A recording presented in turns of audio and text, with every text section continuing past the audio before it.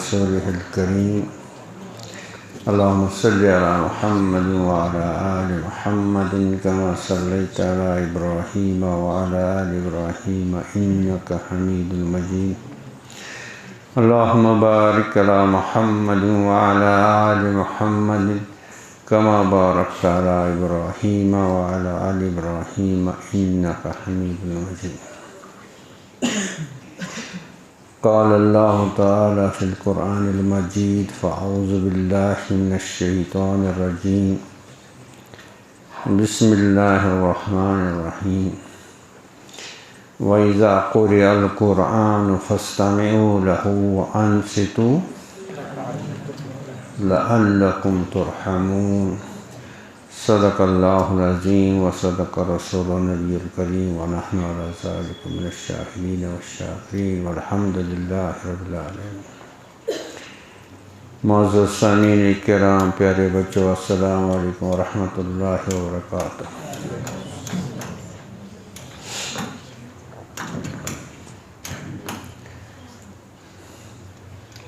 Fan تو ضرورت نہیں ہے۔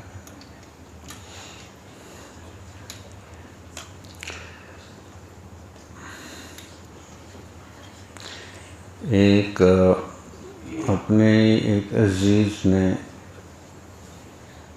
سوال پوچھا اور یہ عام ہے کہ 20, 25, 30 سال سے وہ دین کے کاموں میں لگا ہوا ہے، فرائض، واجبات، سنت وغیرہ کا اہتمام اور گناہ کبیرہ سے بچنا جس حد تک ہو سکے، اور بھی دین کے کچھ کاموں میں جڑا ہوا،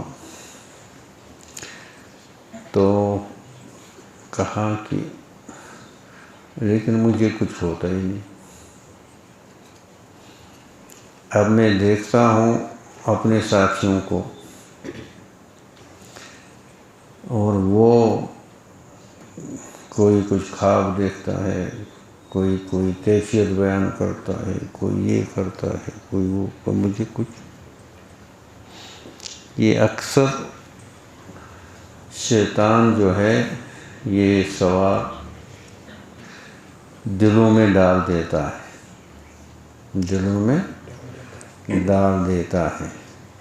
یہ مثال آپ نے بارہا پہلے بھی سنی ہوگی۔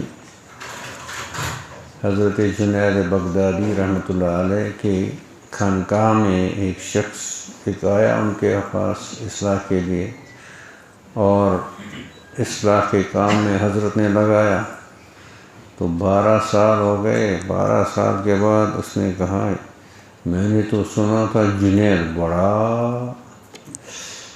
یہ ولی ہے، ہاں جی، تو میں 12 سال یہاں ہوں تو میں نے ان کی کوئی کرامت ہی نہیں دیکھی۔ تو حضرت نے بلایا اس کو اور پوچھا کیا کہا ایسے کہا آپ نے؟ کہا میں نے کہا ایسے کہ میں یہاں 12 سال سے میں نے کوئی کرامت۔ تو فرمایا کیا آپ نے دیکھا ان 12 سال میں جنید نے کبھی کوئی سنت چھوٹی ہو، کوئی فرائض واجبات میں سے کوئی کوتاہی کی ہو، یا اور کوئی یعنی ایسا کوئی گناہ اس طرح سے صادر ہوا ہو؟ اس نے حاشا وکلا، یہ تو میں کہاں کہتا ہوں، یہ تو میں نے کبھی نہیں دیکھا۔ تو فرمایا تو اس سے بڑی کیا کرامت؟ اس سے بڑی استقامت کے برابر کوئی کرامت نہیں ہے۔ استقامت کے برابر کوئی کرامت نہیں ہے۔ عبادت کرنے والوں کے 2 قسم ہوتے ہیں۔ اس کو تھوڑا سمجھو آپ، کیونکہ یہ شیطان اس راستے سے بہتوں کو بددل کر دیتا ہے، خاص کر جو دین کے ساتھ لگے رہتے ہیں۔ عبادت کرنے والوں کے دو قسم کے لوگ ہوتے ہیں. ایک وہ ہیں جو عبادت انہوں نے شروع کی، ذکر، اذکار اور دوسری چیزیں، تو ان پر کچھ کیفیات کا کیا ہوتا ہے، یعنی وہ کچھ کیفیات سے گزرتے ہیں، کچھ کھاؤ اس قسم کی چیزیں، اور ان کو عبادت میں لذت محسوس ہوتی ہے. کیا ہوتی ہے؟ ان کو عبادت میں. اور دوسرا ہے وہ عبادت کیے جاتا ہے اور وہ کچھ نہیں اس کو ہوتا، اس کو لگتا ہے میں تو خوشی کی رہ گیا. اب یہاں سے ان کو دیکھو تو یہ، اور یہاں میں اپنے آپ کو دیکھتا ہوں میں کچھ بھی نہیں.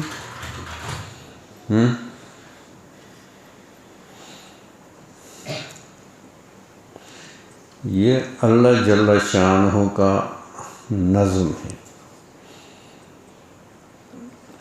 اللہ کے ہاں کوئی یعنی ظلم یا نعوذ باللہ کوئی کسی اس قسم کا وہ تو یعنی وہاں عدل، وَمَن يَعْمَلْ مِثْقَالَ ذَرَّةٍ خَيْرًا يَرَهُ وَمَن يَعْمَلْ مِثْقَالَ ذَرَّةٍ شَرًّا يَرَهُ.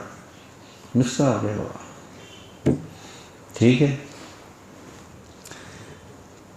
اب یاد رکھو یہ جن لوگوں کو دنیا میں کچھ لذت، کچھ مزہ اور کچھ کیفیات حاصل ہوئی، یہ کس کے بدلے میں حاصل ہوئی؟ کس کے بدلے میں؟ عبادت کے بدلے میں. بات سمجھ گیا نہیں سمجھ؟ ان کو جو یہ چیزیں محسوس ہو معلوم یہ مل رہی ہیں، کس کے بدلے میں مل رہی ہیں؟ جی عبادت کے بدلے میں، اور دوسرے کو کچھ نہیں مل رہا.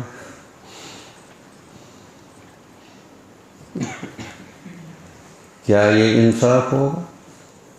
اور یاد رکھو اتنا ان کو آخرت میں کم ہوگا. جن کو دنیا میں ملا اتنا وہ کم ہوگا وہاں، کیونکہ یہ یہی دیا گیا. کچھ بدلہ عبادت کا دنیا میں دیا گیا، ان کو بیچاروں کو کچھ نہیں ملا، وہ آخرت کے لیے سب جمع. ان کے لیے آخرت میں سب جمع ہے. اب یہ اب میں نے کہا دو قسم کے لوگ ہیں. اب ہمارے بزرگوں کی اصطلاح میں اس گروپ کو، یعنی یہ جو جن کو کچھ لذت، کچھ کیفیات، کچھ یہ وہ ہو رہا ہے، ان کو کہتے ہیں ان کو بست ہو رہا ہے. بست یعنی کشادگی. یہ ایک اصطلاح ہے، ایک ٹرم ہے یعنی بزرگوں کی اصطلاح میں. اور ان کو ہے نا بلینک یعنی کچھ اندھیرا پن لگ رہا ہے، اس کو قبض کہتے ہیں. کیا کہتے ہیں؟ اس کو بست کہتے ہیں اور اس کو قبض کہتے ہیں. یہ قبض نہیں جو ہم سمجھتے ہیں قبض نہیں، یہ ایک اصطلاح ہوتی ہے کہ ان کو کوئی ایسی لذت اور کوئی ایسی چیز محسوس نہیں ہوتی ہے، ان کو قبض ہوتا ہے. اور اس پر علماء محققین کا اس پر اکثر کا یہ ماننا ہے کہ قبض بست سے بہتر ہے. قبض بست سے بہتر ہے. اب بست والے کو استدراج کا خطرہ ہے. استدراج سمجھتے ہو؟ وہ یہی کہا تھا یا ادھر کہا تھا؟ ادھر.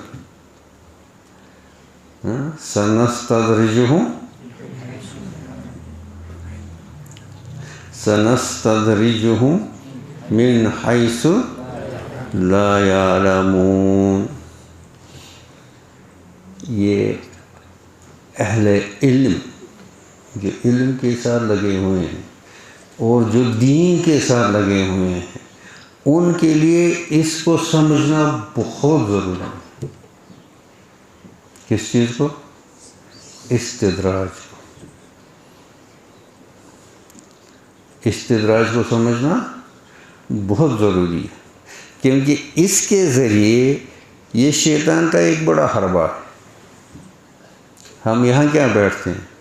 ہم یہاں بیٹھتے ہیں کہ ہم شیطان کے راستے جان لیں، ہم شیطان کے اور ان سے چوکا نہ ہو جائیں۔ یہاں تو کوئی واعظ تو ہوتا ہی نہیں ہے، یہاں ہمارے یہاں ہم جو یہاں بیٹھتے ہیں کیوں بیٹھتے ہیں؟ ہم شیطان کے مکر و فریب، شیطان تو شیطان، اس کا مکر تو اس کا مکر، اللہ ہی بچائے۔ اب جو کاملین ہوتے ہیں انہوں نے کچھ بتایا ہوا ہے کہ یہ کس کس طریقے سے اس کا مکر ہوتا ہے، کس کس طرح سے یہ اللہ کے بندوں کو راہ راست پہ۔ اب ان کی کچھ سنی سنائی باتیں ہم آپ کو سناتے ہیں، اور اس کا ایک بڑا ہتھیار کیا ہے؟ استدراج۔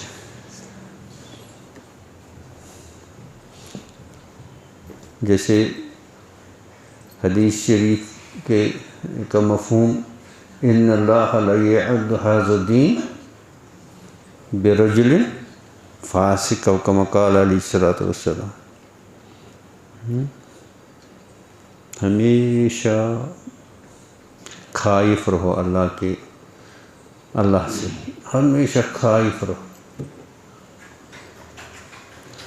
کہیں یہ جو ہے یہ استدراج تو نہیں جی؟ تو کبھی اللہ تعالیٰ دین کا بہت بڑا کام لیتا ہے کسی سے، دین کا بہت بڑا کام لیتا ہے، اس سے لوگوں کو بڑا فائدہ ہوتا ہے، لیکن اس کو کچھ نہیں، اس کو وہ فاسق فاجروں کی صف میں ہوتا ہے۔ یہ جو اس کے ساتھ ہو رہا ہے اس کا استدراج کہتے ہیں۔ یہ استدراج ہو رہا ہے، لوگوں کو فائدہ ہو رہا ہے، لوگوں کو فائدہ ہو رہا ہے، اور وہ بھی اپنے آپ کو بڑا سمجھتا ہے، وہ بھی اپنے اب بست والا جو ہے، بس سمجھے؟ بس کس کو کہتے ہیں؟ یعنی جس کو عبادت کے بعد کچھ اس طرح کی چیزیں اس کو، یعنی وہ ایکسپیرئنس کرتا ہے، وہ ان چیزوں کا اس پر، یعنی آپ انکشاف کہو یا کشف کہو یا کیا کہو، ٹھیک ہے، لیکن کیا یہ استدراج تو نہیں؟ میرے ساتھ تو استدراج نہیں ہو رہا ہے۔ اگر گناہ کبیرہ کے ساتھ، یاد رکھو یہ، اگر گناہ، جو شخص گناہ بھی کرتا ہے اور اس کے پاس مبشرات، خواب میں بشارتیں، دوسری چیزیں، اور اس کو دنیا میں کچھ مشہوری، کچھ یہ سارا استدراج، یہ سارا استدراج، گناہ کبیرہ یا گناہ اور کرامت یا اللہ تعالیٰ کی عنایات، یہ دو جمع نہیں ہو سکتی ہیں۔ اب وہ کہتا ہے میں تو اس گناہ سے تو کچھ نہیں ہوتا ہے، اگر ایسا ہوتا تو میرے سے یہ کام نہیں ہوتا، میرے سے یہ کام نہیں ہوتا، تو میں بڑے بڑے دین کے کام کرتا ہوں، تو اگر میرے سے کچھ گناہوں کے کام ہوتے ہیں تو مطلب اس کا وہ دھیان نہیں دیتا ہے۔ یہ کس کی خرابی ہے؟ یہ بست والے کو ہوگا، قبض والا بیچارہ حقیر فقیر ناچیز، وہ بیچارہ رہتا ہے مجھے کچھ نہیں، میں کچھ نہیں، میں خاک، میری زندگی تباہ ہو گئی، عمریں گئی، میں نے کچھ حاصل نہیں کیا، نہ اس کو تکبر، نہ اس کو عجب، نہ اس کو بس، نہ اس کو استدراج کا خطرہ، نہ اس کا کچھ، وہ بیچارہ تو اور پھر بھی عبادت کرتا ہے. ایک نماز پڑھتا ہے، اس کو نماز میں مزہ آتا ہے، اور دوسرے کو مزہ نہیں آتا پھر بھی نماز. اب مشقت کس کو زیادہ ہے؟ اس شخص کو مشقت زیادہ ہے جس کو عبادات میں، نماز میں لذت ہوتی ہے، یا جس بیچارے کو کچھ نہیں ہوتا ہے. مشقت کس کو ہے؟ جس کو نہیں ہو، جس کو نہیں ہوتے اس کو مشقت زیادہ نہیں ہے. اس کو تو مزہ آ رہا ہے نا، اس بیچارے کو نہیں آ رہا ہے، اس کو تو مزہ آ رہا ہے. اس کو تو اس کو بہت زیادہ مجاہدہ کرنا پڑتا ہے دین پر ثابت قدم رہنے کے لیے اور عبادات کو پورا کرنے کے لیے. اس کو اپنے نفس کو بہت زیادہ دبانا پڑتا ہے، بہت زیادہ.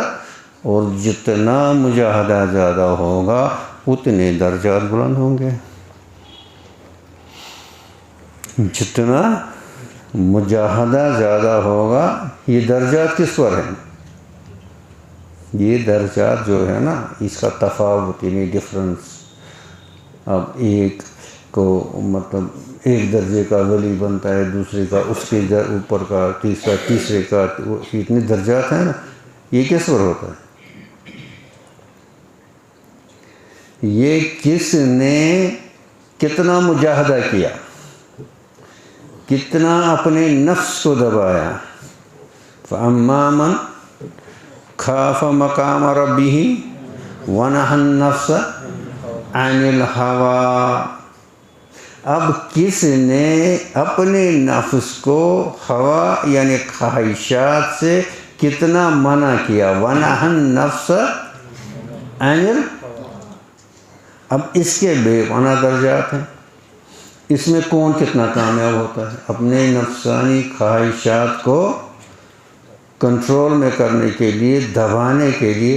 کیونکہ یہ نفس کی خاصیت ہی ہے، اس کی صفت ہی ہے. ان النفس لامارۃ بالسوء الا ما رحم ربی. ان النفس لامارۃ. امارۃ کے معنی کیا ہے؟ وہ ترجمہ کلام پاک سب نہیں پڑھا. امارۃ گے امر سے نکلا ہے. چلو میں کہتا ہوں یہ امر سے نکلا. تو امارہ یعنی اس میں مبالغہ ہے. کیا ہے؟ یعنی بہت بہت برائی کی طرح کا حکم کرنے والا. ان النفس لامارۃ بالسوء. یہ نفس یہ اس کی خاصیت ہے، یہ تو ہے ہی اسی. یہ کس سے ملتا جلتا ہے؟ یہ نفس کس سے ملتا جلتا ہے؟ جہنم کے ساتھ. یہ جو نفس ہے نا، یہ اب جہنم، اب اس میں کتنے لوگوں کو ڈالا جائے گا، کتنے لوگوں کو ڈالا جائے گا. ٹھیک ہے، وہ وہاں سے پکارتا رہے گا حل من مزید، حل من مزید، حل من مزید. اور کچھ ہیں، اور کچھ ہیں، اور کچھ ہیں، ہے نا. نفس کی کیا ہے خاصیت؟ حل من مزید. یہ جہنم کی اور نفس کی اس کو کیا بھی دے دو. کہا اللہ کے نبی صلی اللہ علیہ وسلم لو کان ابن آدم وادیاں من الذهب لابتغى ثالثا. اگر اس انسان کو، ابن آدم کو، سونے کی 2 وادیاں 2 ویلیز آف گولڈ اس کو دی جائیں، یہ پھر بھی کامیاب نہیں ہوگا. اس کو کہنا پھر بھی کہتی مجھے تیسری دے دو. لابتغى ثالثا اس کی صفت ہی ہے. اور جہنم کو کب چپ کرے گا؟ اللہ جل شانہ اپنے، وہاں لفظ آیا ہے رجل، یہ متشابہات میں سے ہے، واللہ عالم بحقیقت ہی، کہ وہ جب اس کے اوپر وہ ڈال دیں گے تو جہنم چپ کرے گا. تو یہ اس کی کیا صفت ہے؟ لا یملأ جوف ابن آدم الا تراب. یہ حل من مزید کہتا جائے گا نفس، جب تک نہ اس کو قبر کی مٹی اوپر پڑے گی تب تک یہ کہتا رہے گا۔ یہ جب تک اس کو قبر کی مٹی نہیں پڑے گی تو یہ نفس یا نا، جیسے ہم نے پچھلی نشست میں جب ہم عرض کر رہے تھے، اللہ تعالیٰ نے فرمایا انہا لظا نزاعۃ للشوا،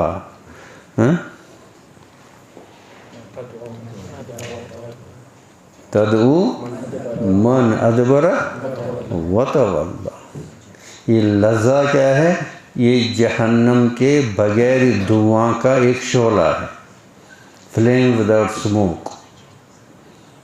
جہنم کا ایک شعلہ، اس کو لظا کہتے ہیں، ٹھیک ہے؟ یہی پکارے گا، تدعو، یہاں تدعو کی ضمیر اس لظا کی طرف جا رہی ہے۔ یہ تدعو ہے نا، بلاتا ہے، الیہ، الیہ الیہ الیہ، میری طرف میری طرف میری طرف۔ یہ جو شعلہ ہے نا، یہی اسی کو یہ کیا زبان آئے گی۔ بعض مفسرین کے نے جو زبانیاں ہیں، جو وہ فرشتے ہیں وہ، لیکن زیادہ یہ کہتے ہیں کہ جیسے قیامت میں ہاتھوں کو آواز آئے گی، ہاتھ بولیں گے یہ کیا کرتا تھا، پیروں کو آئے گی، ہے نا۔ اسی طرح یا شجر و حجر نے بھی باتیں کی ہیں، تو اسی طرح یہ لظا بھی، اس کو بھی زبان دی جائے گی، اور یہ اس کا کہے گا الیہ انی مستقاروں کا، تمہارا ٹھکانہ میں ہوں، ادھر کہاں جا رہا ہے۔ یہ ان کو پہچانے گا کیسے؟ یہ لظا جو شعلہ جہنم ہے، یہ ان کو کیسے پہچانے گا؟ یہ کس کو؟ یہ کہتے ہیں یہ لظا ایسے جیسے پرندہ دانے کو چگتا ہے نا، دانا ایسے چونچ میں، ایسے ہی یہ شعلہ اٹھے گا اور اس کو جہنم میں پھینک دیں گے۔ ایسے اللہ بچائے ہم سب کو۔ اب یہ پہچانے گا کیسے ان کو؟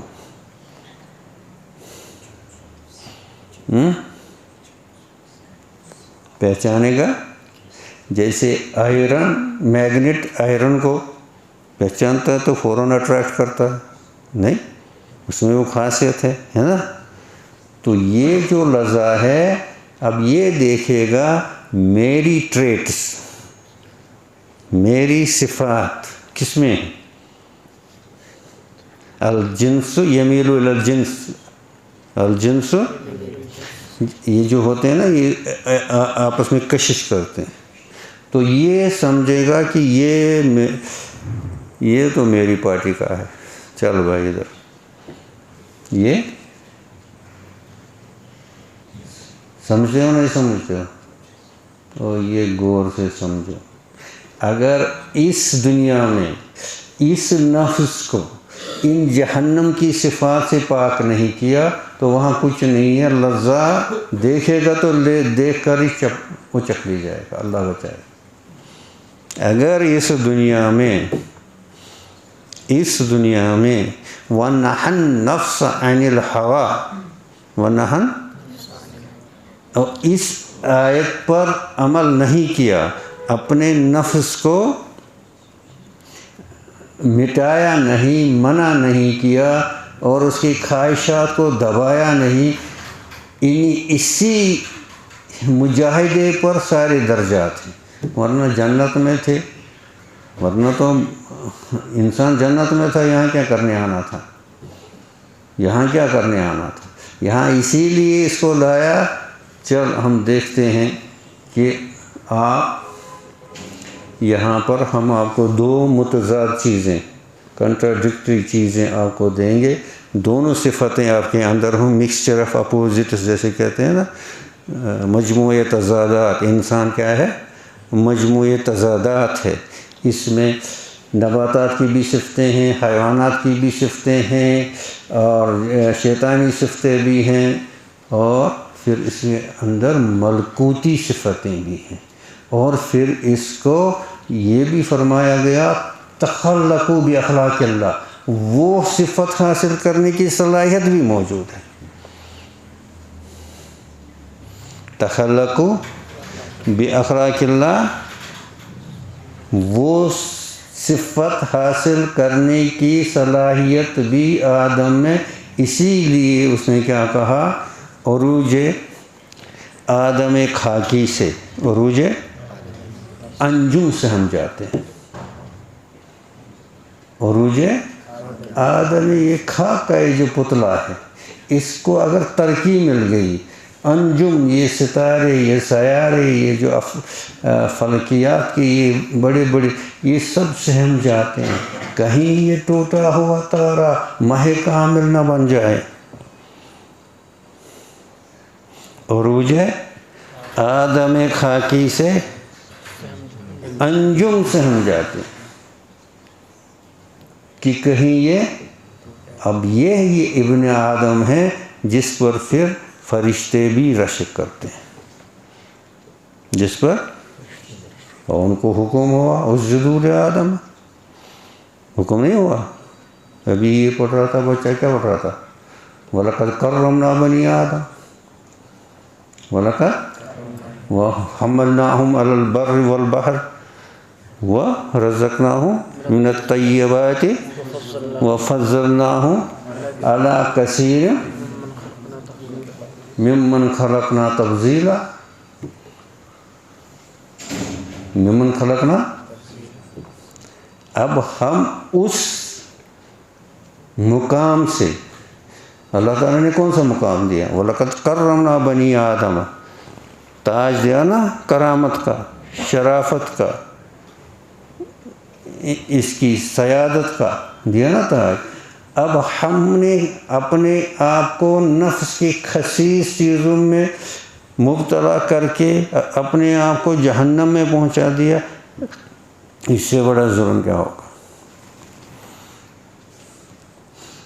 اس سے بڑا ظلم کیا ہوگا کہ اپنے آپ کو، اپنی صلاحیتوں کو ضائع کرنا جو اللہ تعالیٰ نے امانت کے طور پر دی۔ اور ان امانتوں میں یہ امانت بھی ہے تخلقوا باخلاق اللہ، اللہ تعالیٰ کوئی ایسا حکم نہیں کرتے ہیں جس کا بندہ کیا، یعنی اس میں اس کی استطاعت طاقت نہ ہو، وہ اللہ تعالیٰ ایسا کوئی حکم نہیں کرتے۔ میں نے آپ کو پہلے بھی کئی بار کہا ہے، حضرت حکیم علامت رحمۃ اللہ علیہ کے پاس ایک بوڑھا آدمی آ گیا، کہا حضرت میں مر گیا۔ کہا کیا ہوا؟ کہا مجھے ایک ایسی بیماری ہے جس کو قابو کرنے کی مجھ میں طاقت نہیں ہے۔ کہا اچھا، تو کیا بیماری ہے؟ کہا حضرت مجھ میں بد نظری کی بیماری ہے۔ کس کی نظر؟ بد نظری کی، اور میں اس پر قابو نہیں کر سکتا ہوں۔ حضرت حکیم علامت علیہ رحمت، آپ جھوٹ بولتے ہو۔ ہاں، کیونکہ اللہ تعالیٰ مکلف ہی نہیں بناتا بد نظر سے بچنے کا۔ جو اللہ تعالیٰ نے کیا کہتے ہیں غض بصر کا حکم دیا، وہ تب دیا جب پہلے صلاحیت موجود رکھی، اگر نہیں ہوتی تو یہ حکم یہ نہیں ہوتا، یہ حکم نہیں۔ اب جھوٹ بولتے۔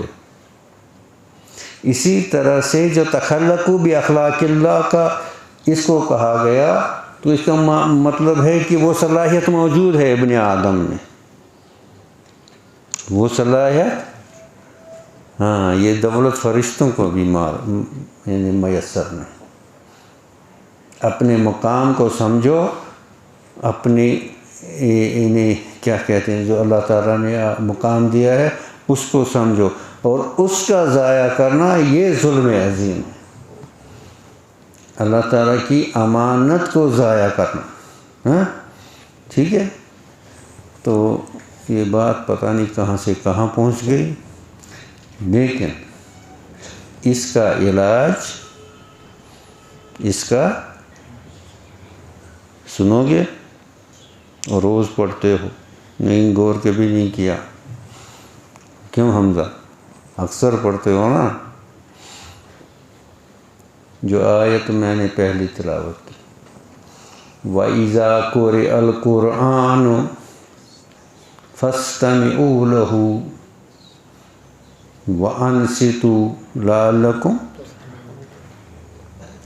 جب قرآن پڑھا جائے، جب قرآن تو تب کیا کرو، کیا کرو. یہ دو لفظ ہیں یہاں، وَاسْمَعُوا نہیں فرمایا، وَاسْتَمِعُوا فرمایا. ایک ہے یعنی اسم، دیکھیں سمیع یسمع اسم سننا، اور استماع اس کے معنی بھی سننے کے، اس کے معنی بھی، لیکن اس سننے اور اس سننے میں آسمان زمین کا فرق ہے. اس ایک لفظ میں یہ علاج ہے، اس ایک لفظ میں. یہ انگریزی میں بھی دو لفظ ہیں، ہیئرنگ اینڈ لسننگ. انگریزی میں بھی دونوں کے معنی سننے کے. آئی ہیئر میں سنتا ہوں، آئی لسن میں سنتا ہوں، ہے نا. یہاں بھی دو لفظ ہے، یہاں بھی ہے. یہاں وَاسْمَعُوا ہوتا یا یہ وَاسْتَمِعُوا. وَإِذَا قُرِئَ الْقُرْآنُ فَاسْتَمِعُوا، استماع سے، اسماع سے نہیں. ٹھیک ہے. اب ہیئرنگ اور لسننگ میں کیا فرق ہے؟ ترجمہ دونوں کا ایک ہی ہے، سننا. ترجمہ اب ہیئرنگ یہ ہے وہاں سے باتیں ہو رہی ہیں، ادھر سے باتیں ہو رہی ہے، وہ کچھ کر رہا ہے، یہ سارے کانوں میں آواز اور ہم سنتے ہیں، لیکن اس کی طرف ہمارا دھیان نہیں. اس کو لسننگ نہیں کہیں گے. لسن کہہ رہے ہیں میں کہہ رہا ہوں نا، آپ کا سارا توجہ میری طرف، میری بات سن رہے ہو اور اس کی سمجھنے کی کوشش کر رہے ہو، اس کو لسننگ کہتے ہیں. یہی ہے استماع کا مطلب. اور وہاں بھی یہی لفظ استعمال کیا، قُلْ أُوحِیَ إِلَيَّ أَنَّهُ اسْتَمَعَ مِنَ الْجِنِّ نَفَرٌ مِنَ الْجِنِّ. وہ جن جب آئے، اللہ کے نبی صلی اللہ علیہ وسلم تلاوت کر رہے تھے فجر کی نماز میں، جنوں کی ایک جماعت آئی پیچھے سے. جب انہوں نے قرآن، انہوں نے استماع کا لفظ وہاں بھی استعمال، انہوں نے غور سے سنا، اور پھر ان کی تقدیر بدل گئی، ایمان لائے. ابلیس نے بھیجا تھا ان جنوں کو ابلیس نے بھیجا تھا. ذرا دیکھو ہمیں آسمانوں سے کیوں روکا جا رہا ہے، کیا ہوا ہے زمین پر. اب جب انہوں نے قرآن سنا تو یہ وہ ابلیس کے پاس واپس نہیں لوٹے. وہ یہاں سے ایمان لا کر ابلیس کو جواب دینے نہیں گئے، وہ سیدھے اپنے قوم کو سمیعنا قرآن عجبا. وہ ساری وہ جو اس میں 3-4 آیتیں ہیں جو انہوں نے اپنی قوم کو پھر دعوت دی تھی، وہاں کیا انہوں نے کس سے کام لیا؟ استماع سے. کس سے لیا؟ وَإِذَا قُرِئَ الْقُرْآنُ، جو روز آپ لوگ پڑھتے ہیں. جب قرآن کو فَاسْتَمِعُوا، آگے وَأَنصِتُوا بھی، لَعَلَّكُمْ تُرْحَمُونَ. جب استماع سے کام لیں گے تو پھر ترحمون کا وعدہ ہے. جب استماع سے کام لوگے، غور سے سنو گے، سارے ہوا سب کچھ چھوڑ کر اور غور سے میرے اللہ کا کلام آ رہا ہے، یہ کس کا کلام آ رہا ہے، اور ہر لفظ پر کیا کرو گے؟ جھک جاؤ گے، دل سے، دماغ سے، ذہن سے، حتیٰ کہ یعنی کیا کہتے ہیں اس کو، باڈیلی یعنی جسم سے بھی آپ وہ دکھاؤ گے کیا، جھکا نہیں، ایسے میرے اللہ کا کلام آ رہا ہے، اللہ اکبر. اور اس میں ہر چیز کا علاج.